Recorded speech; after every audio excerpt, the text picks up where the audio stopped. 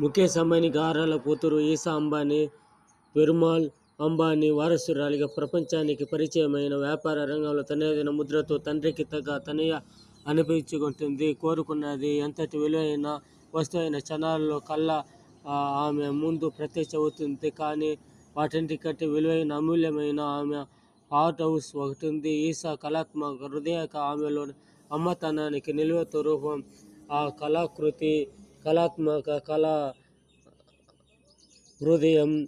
కృషి చేయాలని నన్ను నా సోదరులు అమ్మ ఎప్పుడూ ప్రోత్సహిస్తుంటే స్కెచింగ్, డ్రాయింగ్, పెయింటింగ్ నా అభిరుచులు.